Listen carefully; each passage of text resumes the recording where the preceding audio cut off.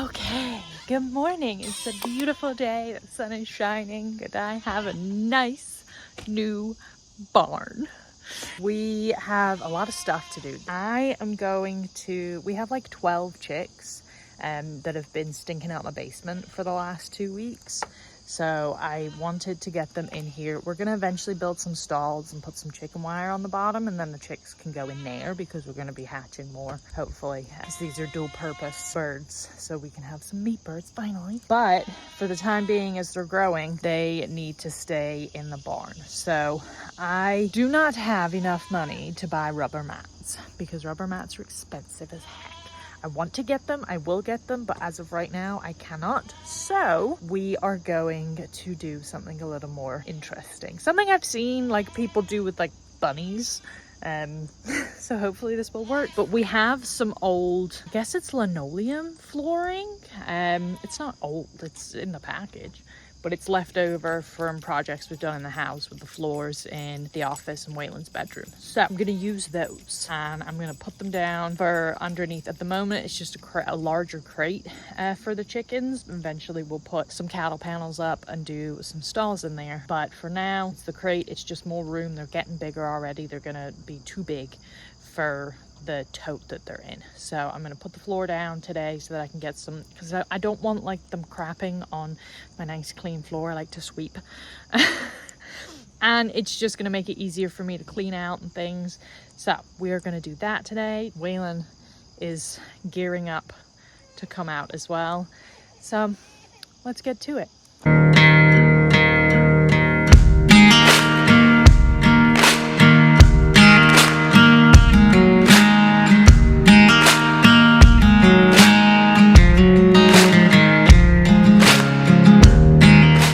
Okay, so this is what the chicks are living in now. It's kind of dark and dismal. Apparently Waylon threw some Banamine in there.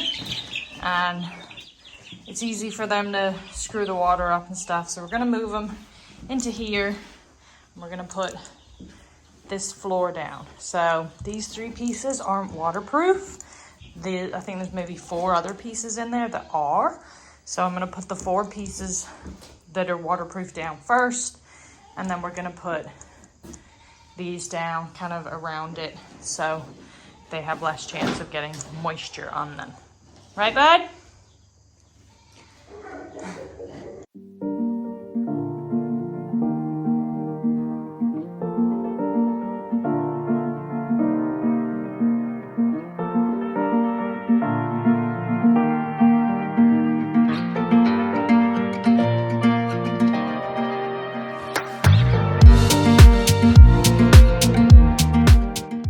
Okay, so that worked out pretty perfect. The waterproof pieces fit right under there. So I'm gonna throw some shavings on there now and get the chicks in there.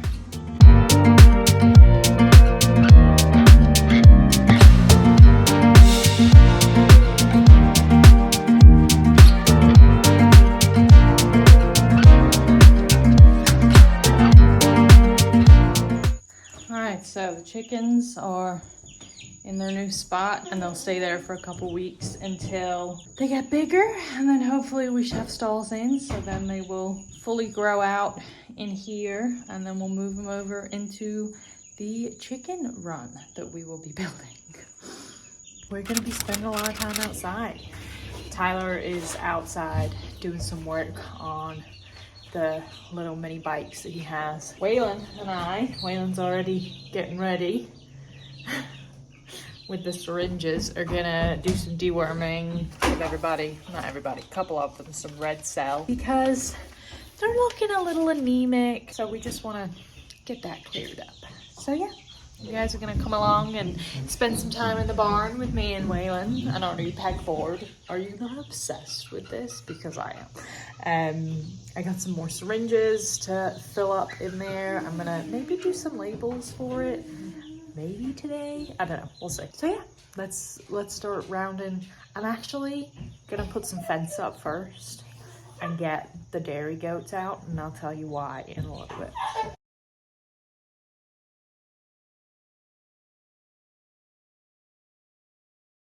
Okay, so I did the fence. You will have noticed that I did not focus my camera, so it was completely blurry. But the fence is done.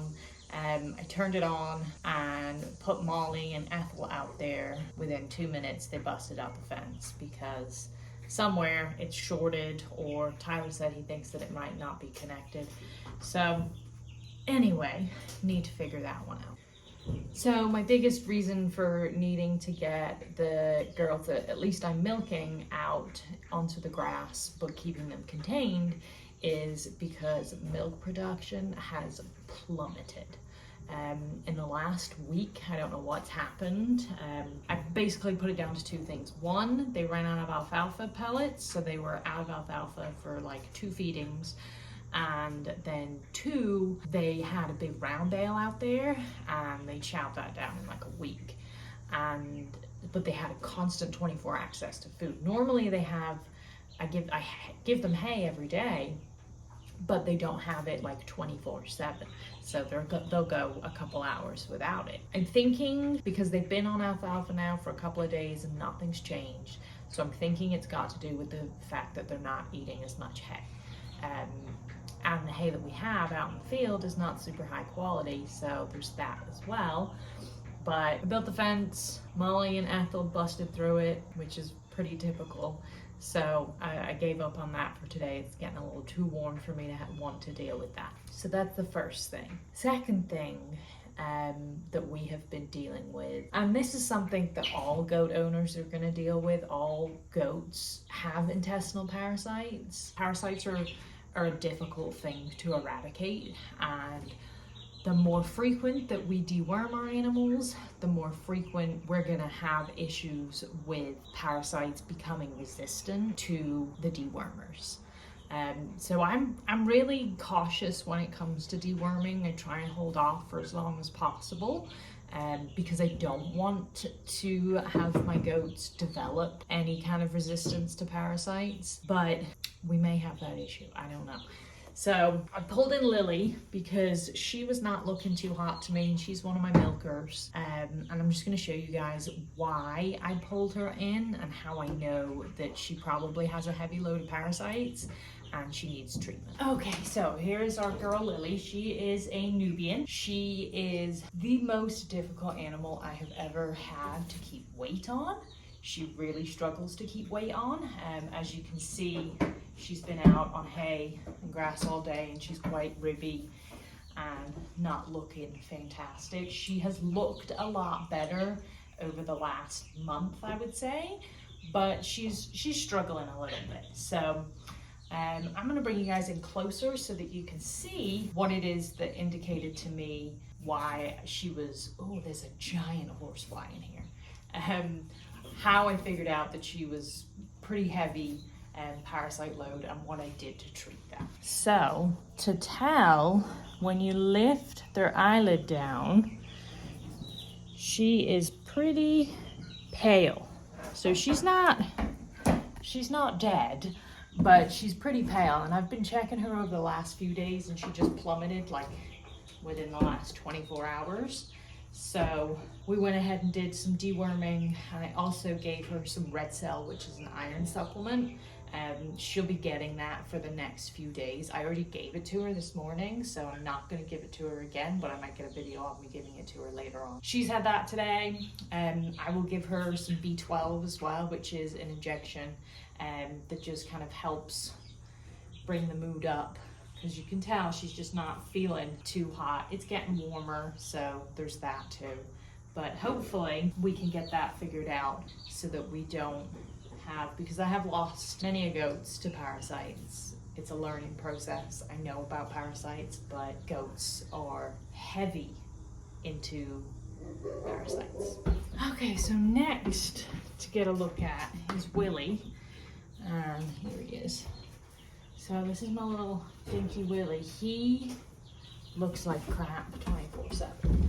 So, but he also is not looking so great color-wise. Most of the time his eyes look pretty good color-wise, but we've had a big downpour, so this isn't a surprise to me. So I'm just gonna do the same deal with him. But I didn't video it with Lily, so I'm gonna video it with him. So this is B12, or Fortified Vitamin B Complex, I think. So we're gonna find some loose skin here and just give him that. And then everything else is oral, so red cell, I'm gonna give him about 3 cc's of it. And then this is the dewormer that I'm using. I haven't used this one before, so Cydectin. It's a one dose kind of treatment, so that's nice. And I have kind of a cheat sheet from my vet with all the different dewormers and doses, things like that, as well as like on the back here it has meat and milk withdrawal periods, so how long it takes. So the Cydectin is, for a single dose, the meat withdrawal time is 23 days, and milk withdrawal is 19 days, and it says note that these withdrawal times are only applicable for the sheep oral drench or at the dose given here. Higher doses will require a longer withdrawal time. So that's not something I'm hugely concerned about because we don't drink a lot of our goat milk because at the moment we don't have a lot of it. So we're gonna give Willie these and then send him back out. Oh no, so sad. So sad. No. Come here. Oh, Willie. Do I have to put him on? You don't most of it. Oh. Come here. He's so tiny.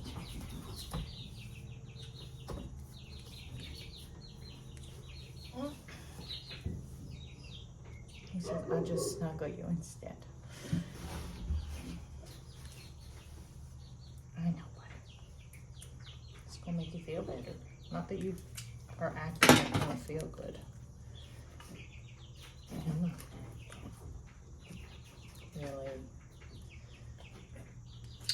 Ugh, I just squirted in my face. Alright, easy peasy, all done. And hopefully in the winter his coat will start to grow back. Get a little pot belly. Alright, we're gonna go and check and see if anybody else needs looking at.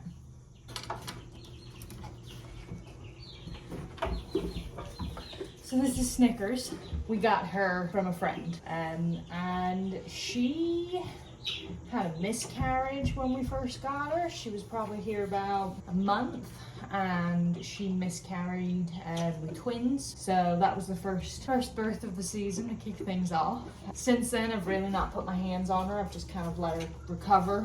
And she's looking a little pale as well. So same deal, we're gonna do B12, the Cydectin, and we'll probably just do 1 dose of the red cell for her because she's not that bad. And then I'll check her in another couple days. For Willie and Lily, we're gonna do them for the rest of the week and see how things look later on. And we might just give them a Snickers. Yeah, we're gonna do a toenail trim too.